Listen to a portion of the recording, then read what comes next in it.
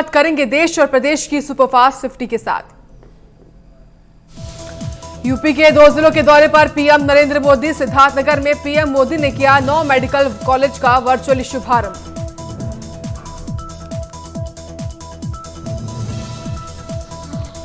PM Modi ने गाजीपुर, जौनपुर, फतेहपुर को दी medical college की सौगात। पीएम ने सभी कॉलेज का सिद्धार्थनगर से किया वर्चुअली उद्घाटन।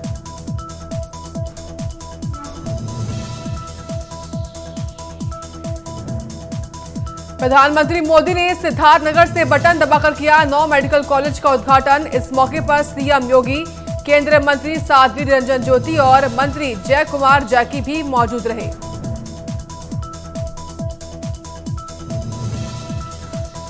प्रधानमंत्री मोदी ने अपने संबोधन में कहा कि यूपी को 9 और मेडिकल कॉलेज मिला और आज स्वस्थ भारत मिशन आगे बढ़ रहा है।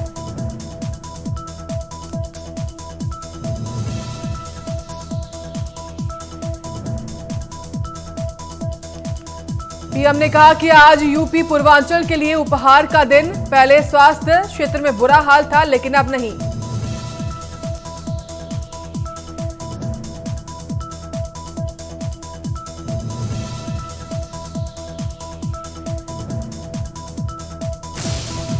दिल्ली के मुख्यमंत्री अरविंद केजरीवाल का अयोध्या दौरा आज। सीएम केजरीवाल रामलला के करेंगे दर्शन। देर रात सरयू आरती में भी होंगे शामिल।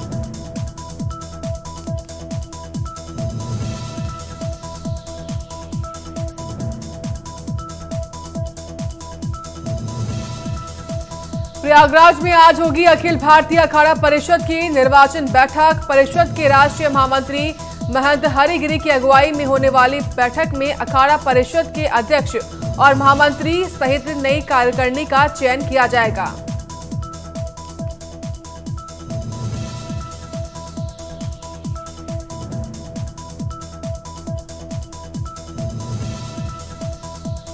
बैठक को लेकर महंत हरिगिरी ने दावा किया है कि बैठक को पंच दशनाम, जून अखाड़ा, पंचायती निरंजनी, पंचायती आनंद अखाड़ा, पंचायती आवाहन, पंचायती अग्नि, पंचायती निर्मला और पंचायती नया अखाड़ा उदासीन का समर्थन हासिल है।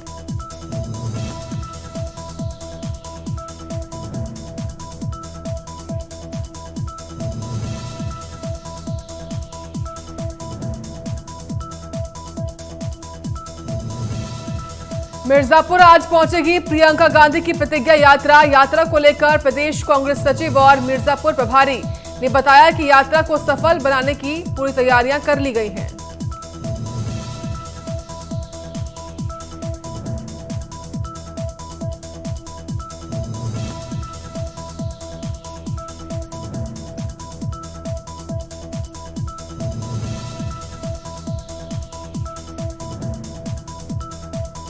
उत्तराखंड के सीएम पुष्कर सिंह धामी आज चारधाम ट्रेल को हरी झंडी दिखाकर करेंगे रवाना, जिसके बाद सीएम धामी प्रदेश में आपदा को लेकर समीक्षा बैठक भी करेंगे।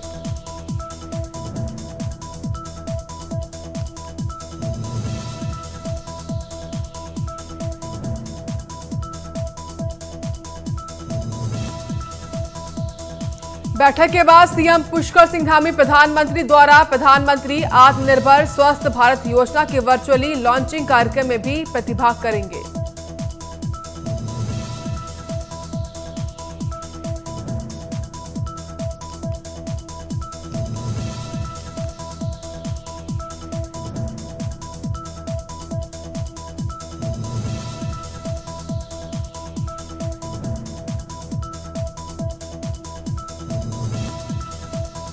गृह मंत्री अमित शाह के जम्मू कश्मीर दौरे का आज आखिरी और तीसरा दिन। शाम SKICC में रैली को करेंगे संबोधित।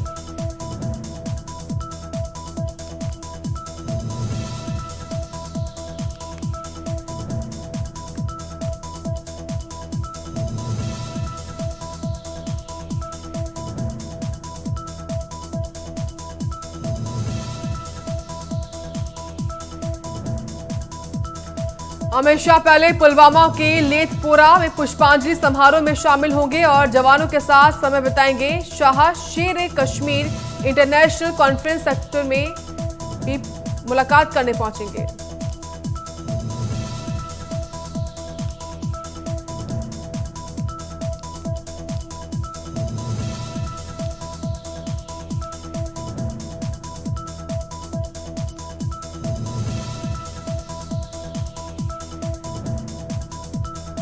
एक दिन पहले अमित शाह ने जम्मू में अंतर्राष्ट्रीय सीमा का दौरा किया और भारतीय सीमा की रखवाली करने वाले जवानों की वीरता को सराहा। बीएसएफ के जवानों के साथ बात की और कहा कि बेफिक्र होकर देश की रक्षा करें, क्योंकि प्रधानमंत्री मोदी की अगुवाई वाली सरकार उनके परिवारों का ख्याल रखेगी।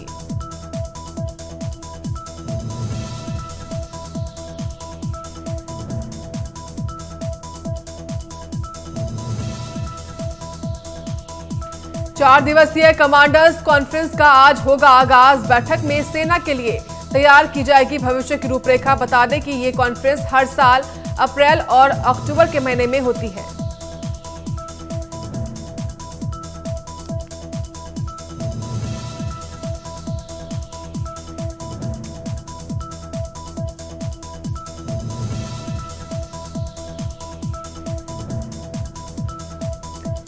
एलएसी पर चल रहे तनाव के बीच भारतीय सेना की 4 दिवसीय कमांडर्स कॉन्फ्रेंस शुरू हो रही है। ये कॉन्फ्रेंस 28 अक्टूबर तक चलेगी। इसमें कॉन्फ्रेंस में शीर्ष सैन्य शामिल होंगे।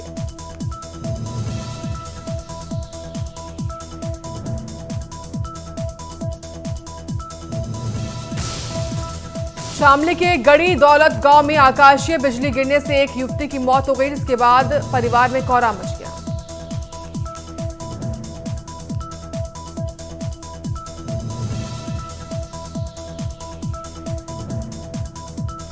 बता दें, युवती अपने घर के छत पर गई थी, जिसके बाद आकाशीय बिजली गिरने से हादसे का शिकार हो गई।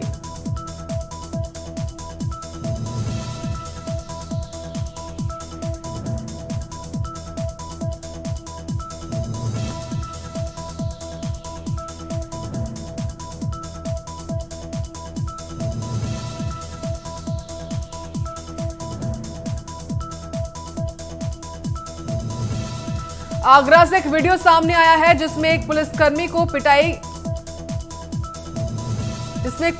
की पिटाई हो रही है। वायरल वीडियो में जानकारी के अनुसार कि दरोगा और महिला पुलिसकर्मी बंद कमरे में रंगरेलियां मना रहे थे।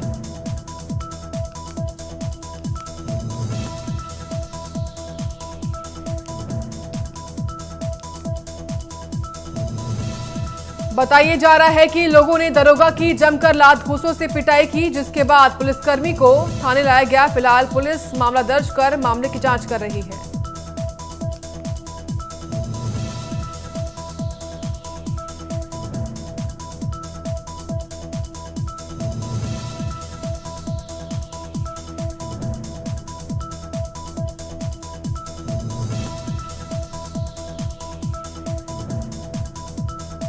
जालौन के गांव में उस वक्त हड़कंप मच गया जब एक कूड़े के ढेर में नवजात का शव मिला। इसकी सूचना लोगों ने तुरंत पुलिस को दी।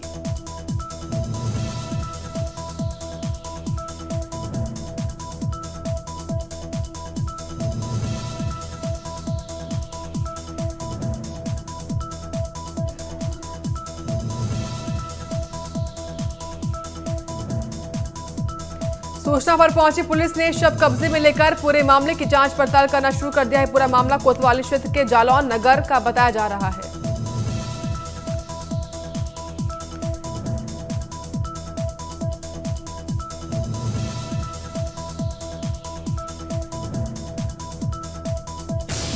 विधानसभा चुनाव में महज कुछ ही महीने बचे हैं, जिसको लेकर पार्टियां लगातार अपनी तैयारियां कर रही हैं। तो वहीं कांग्रेस हाईकमान ने राज्य में पर्यवेक्षक की नियुक्ति की है।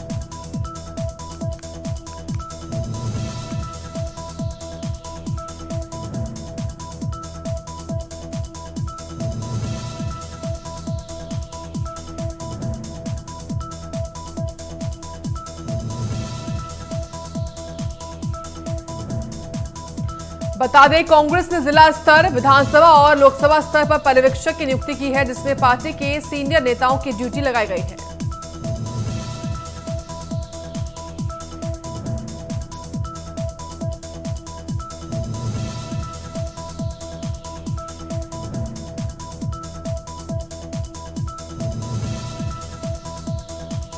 उत्तराखंड की स्पीति वैली के नाम से मशहूर सीमांत जोशीमठ प्रखंड की चीन बॉर्डर से सटी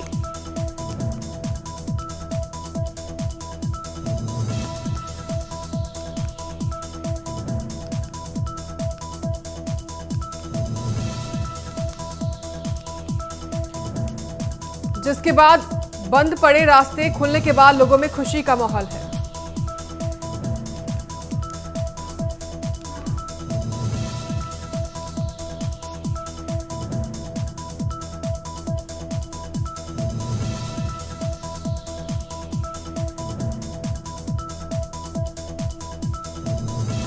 प्रदेश में बाढ़ के पानी ने त्राहिमाम मचाया हुआ है, जिसके चलते लोगों की मुश्किलें बढ़ी हुई हैं। तो वहीं अल्मोड़ा विधानसभा उपाध्यक्ष ने अल्मोड़ा के आपदाग्रस्त क्षेत्रों का भ्रमण किया है।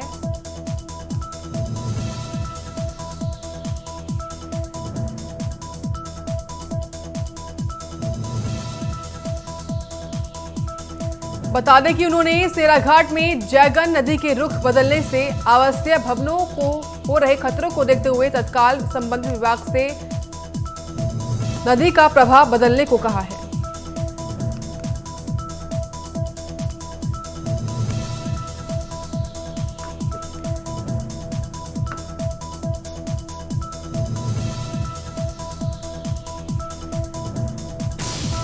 दिसंबर से ट्रेन का सफर होगा मुश्किल, अवध असम सहित कई ट्रेनें होंगी रद्द। दिसंबर से कई ट्रेनें होंगी रद्द।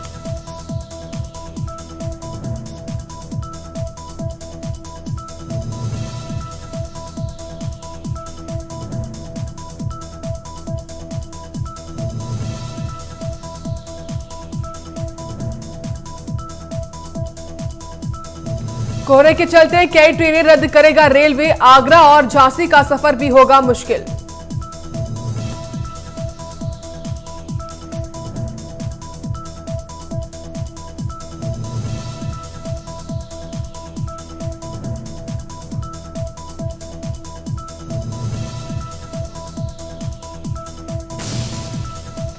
देश में लगातार गिर रहा कोविड का ग्राफ, वहीं देश में कोविड से मौत का आंकड़ा बढ़ा है।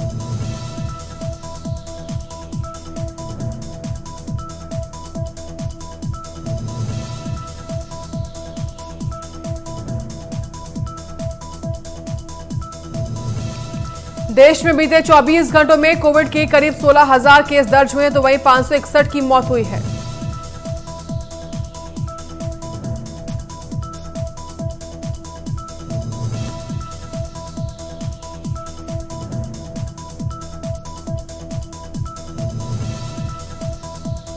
वहीं देश में 561 मौतें होने के बाद मौतों के आंकड़े का इजाफा हुआ है। देश में अब तक मरने वालों की संख्या 4,54,269 है।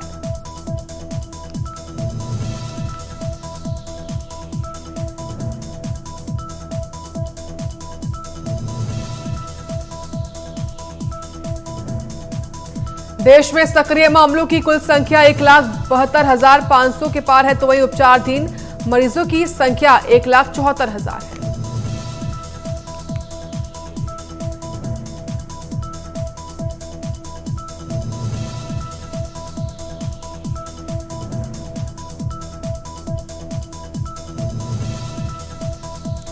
देश भर में अब तक कोविड से 3,35,48,000 लोग ठीक हो चुके हैं।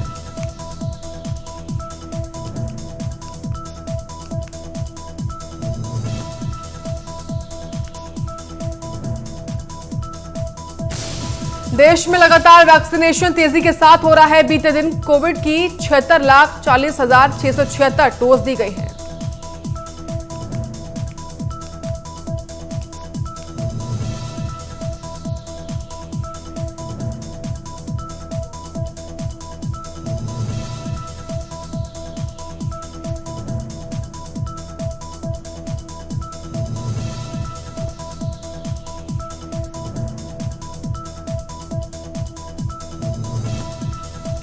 तो वहीं भारत ने पाकिस्तान के सामने अपना पहला मैच गंवा दिया है। हार के बाद कप्तान विराट कोहली ने प्रेस कॉन्फ्रेंस में कहा कि पाकिस्तान ने हमसे बेहतर खेल दिखाया। साथ ही रोहित को लेकर हुए एक सवाल पर विराट का अलग रूप देखने को मिला।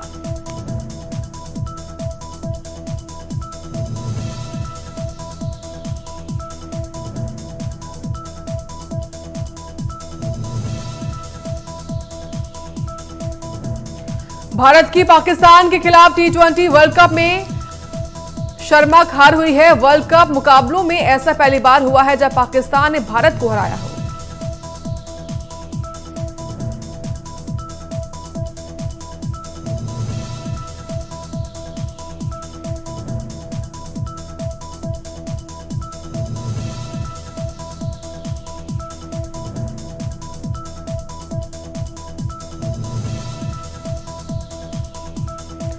पाकिस्तान से हार के बाद विराट कोहली ने कहा कि हमने अपने प्लान को सही तरीके से लागू नहीं किया, इसी वजह से पाकिस्तान ने हमें पूरी तरह से पछाड़ दिया। जब आप 3 विकेट जल्दी गंवा देते हैं तो वापसी करना काफी मुश्किल होता है। हमको पता था कि ओस पड़ने वाली है, इसलिए प्रेशर था।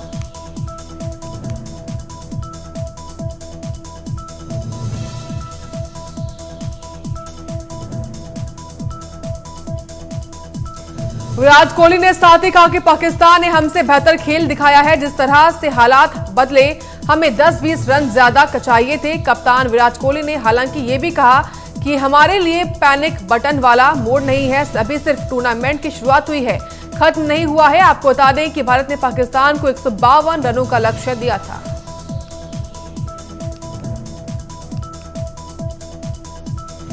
शाहीन अफरीदी ने पारी के पहले ही ओवर में टीम इंडिया के ओपनर रोहित शर्मा को पवेलियन भेज दिया। उन्होंने ओवर की चौथी गेंद पर रोहित को एलबीडब्ल्यू किया। रोहित बिना खाता खोले आउट हुए। अफरीदी ने इसके बाद केएल राहुल को आउट कर टीम इंडिया को दूसरा झटका दिया। राहुल 3 रन बनाकर आउट हुए। अफरीदी ने राहुल को पारी के तीसरे ओवर की पहली गेंद पर पवेलियन भेजा।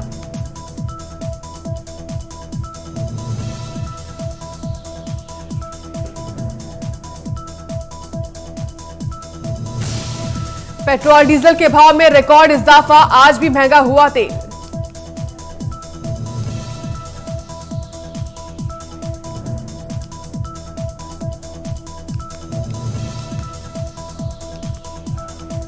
लगातार 5वें दिन पेट्रोल डीजल के दामों में 35 पैसे प्रति लीटर की बढ़ोतरी हुई है, तो वहीं अब डीजल के दाम भी शतक पार पहुंच रहे हैं।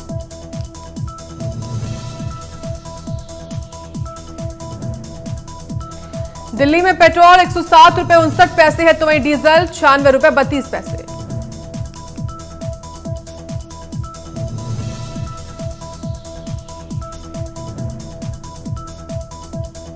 वहीं मुंबई में पेट्रोल 113 रुपए 40 पैसे है, तो वहीं डीजल के दाम 104 रुपए 38 पैसे है।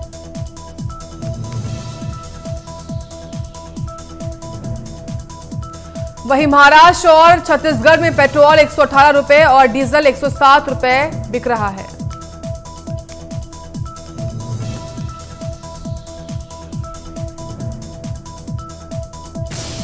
सात महीने के बेटे को छोड़ हनीमून पर आए आयुष्मान और ताहिरा, प्लेन में किया रोमांस। बता दें कि ताहिरा कश्यप एक बेहतरीन राइटर ही नहीं बल्कि अच्छी पत्नी और मां भी है।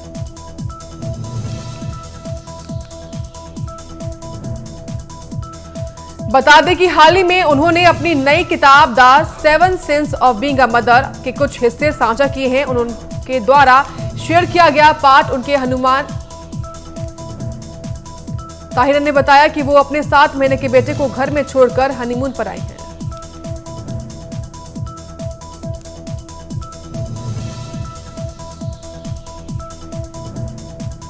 ताहिरा ने किताब में बताया कि हनीमून के मूड में आने के लिए वो और आयुष्मान शो में गए थे। एक दूसरे के साथ रोमांटिक मोमेंट्स बताने के बजाय वो शॉपिंग मॉल में गए। फिल्म सेट पर हादसे में सिनेमेटोग्राफर की मौत से दुखी प्रियंका चोपड़ा बोली, मैं हिल गई हूं। वॉल्डिवन के प्रोप गन फायर करने के बाद सिनेमेटोग्राफर हेलेना हेंचिंस की हत्या कर दी गई और निर्देशक जोएल सूजा घायल कर दिए। प्रियंका ने हेलेना के परिवार के प्रति संवेदना व्यक्त की है। उन्होंने लिखा है कि मैं बहुत हिल गई हूं। मैं कल्पना नहीं कर सकती कि इस त्रासदी में शामिल सभी लोग क्या महसूस कर रहे होंगे।